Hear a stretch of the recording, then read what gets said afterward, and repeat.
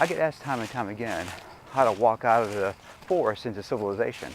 So if you just walk a straight line, at some point you're going to run into a road, a sidewalk, some type of pathway, and once you do that, you're outside of civilization. You're basically back in civilization. So that's the route that you want to do. So just by walking straight, at some point you're going to definitely find a road, and once you find a road, civilization is right there. As always, rock and roll in the course, it does compute. If you like this type of content, please subscribe to my channel because that would totally compute. Look, I'm out of the forest into civilization. Compute it, everybody.